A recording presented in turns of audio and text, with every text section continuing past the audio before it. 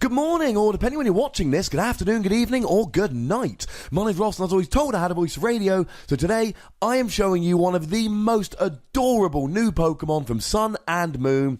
It's Komala, and he's getting his very own card in the upcoming Guardians Rising set, and he looks adorable. Now, he's only got 80 HP, and like we said in a recent Mimikyu video, it's a downside that it's so easily KO'd, but on the upside you can search for him using Level Ball. The fact that he's a basic Pokemon means you can use Nest Ball to grab him out, means you can use Fighting Fury Belt, although that will still only put him on 120 HP, and most importantly of all, it means you can use Max Elixir. And the fact that his attack costs free energy means that Max Elixir is crucial here. The good news is he's colourless, so you can use double colourless energy to fuel his attack. Now, the high retreat is a little bit of a pain, but it's not the end of the world, I suppose. And the weakness to fighting would hurt against Persimmon, but Persimmon's generally hitting for 100 HP, and you don't have 100 HP. I suppose you do with Fighting Fury Belt. But this is not a Pokemon with whom you're going to be tanking. Now, as we're going to say in a moment, Komala is very reliant on his ability, which is a little bit bad because he's a basic Pokemon. So Garbodor and Hex Maniac will shut off his ability, but being a basic, so will Alolan Muck and Silent Lab. Now, his ability, which does work with his in-video game persona, whereby he never wakes up. He lives his entire life asleep, which is a little bit weird. It's interesting in the video game. So in the card game, his ability says that when you attach an energy from your hand to Komala, he goes to sleep. And that's actually incredibly handy because the attack does 100 damage for free energy, but only if he's asleep. If he's not asleep, he can't attack. Now, to be fair, this attack is pretty good. 100 for free energy isn't amazing. But 100 on a basic Pokemon, where you can use double colourless energy and Max Elixir to get him going on a single turn, or indeed on the first turn of the game, or your first turn because you can't attack if you're going first, is actually pretty good. And you stick a Fighting Fury Belt on him, you're now doing 110. Over 2 turns adding up to 220, which is enough to KO Pokemon like an Yveltal with a Fighting Fury Belt, Mega Gardevoir, Mega Rayquaza, Lurantis GX, etc. You're actually doing a fair bit of damage here. You're 2-hit KOing most things. And potentially even more excitingly, 110 is enough to get a 1-hit KO on Shaymin EX, which will give you 2 prizes, and let's face it, everybody's still playing Shaymin EX. Now, the need to be asleep could really hurt him.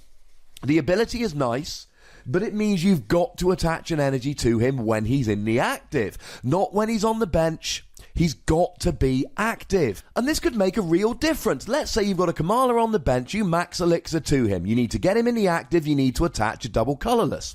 Well, if you've got the double colourless and a Sycamore in hand, you can play the double colourless, then you play the Sycamore looking for something like a switch or an escape rope. But of course, now you've attached to him when he's on the bench, which means the ability didn't activate and you can't attack. So this could be a big deal. Of course, there is a fun option we can use here, and that is Hypno. And the really fun thing about Hypno is it puts both active Pokemon to sleep. Well, that's good for you because you want to be asleep to attack, and that's bad for your opponent because most Pokemon really do not want to be asleep. So maybe some kind of Komala plus Hypno deck here could be kind of fun, because I've often said 1-hit KOing is amazing. But if you can't 1-hit KO, 2-hit KO with Disruption.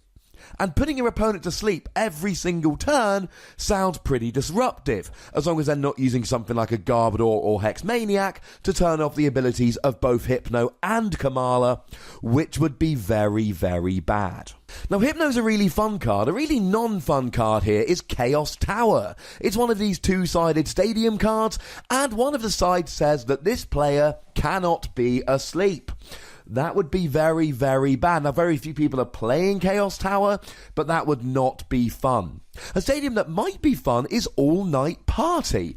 All Night Party says that if you're asleep, you can heal 30 damage and wake yourself up.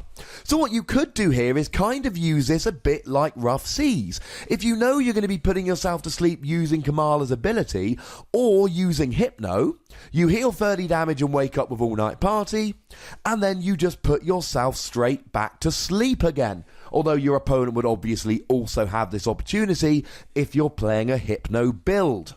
To use a good analogy for Komala, Persimmon is a deck which is doing pretty darn well from the new Sun and Moon set, and it generally hits for 100 damage a turn on a basic. Now don't get me wrong, Persimmon hits for just a double colourless energy. Persimmon can use Mew quite nicely, and Persimmon hits for fighting weakness, whereas Komala's colourless hits nothing for weakness. But still, ladies and gentlemen, hitting 100 damage on a basic has proven to be very, very useful. And of course, with Persimmon, you need to get free Persimmon on your bench and hope none of them are prized and play town map to get them out of your prizes if they are prized, and it's just a bit of a pain. I am not saying that Komala is better than Persimmon. I don't think he is. I'm saying he's an alternative. Don't forget, of course, that you can play Mew along with Persimmon, so that you would then be hitting stuff like Mega Mewtwo and Espeon, etc. for weakness, which would add another string to your proverbial bow. I think Komala has some potential here. I think that if you can get going fast enough, it could be a nice deck where you just go and you hit nice and early and you hit hard. Let's face it, Mega Sizzle's been surviving quite nicely, hitting for just 120 damage per turn. And here, if you're using cards like Choice Band to add 30 to attacks against EXs and GXs, or Professor Kukui to do an extra 20 damage, you could build this up quite nicely. Having to use a combination of Max Elixir and double colourless is awkward. Having to be asleep is awkward. And that is primarily what will continue to make it worse than Persimmon, although Persimmon does hit weakness against things like Umbreon, Darkrai and Tauros, which is pretty huge. But there is absolutely some potential here for Komala in the right deck. So I'm going to give him between 2 and 3 Wassies. We don't give half Wassies, that would be barbaric. I love Komala, and maybe I'm a little bit biased in his favour, but you know what?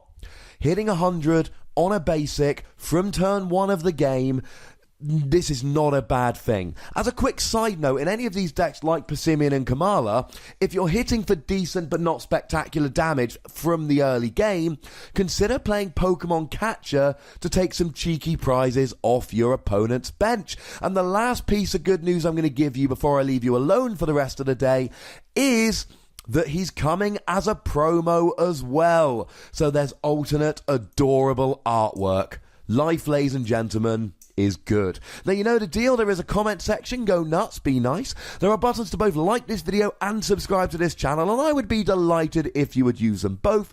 You can follow me on Twitter @TheWassie, and the most important thing, as always, is to look after yourselves until next time. Thank you very much for watching. My name is Ross, and you've been watching PTCG Radio.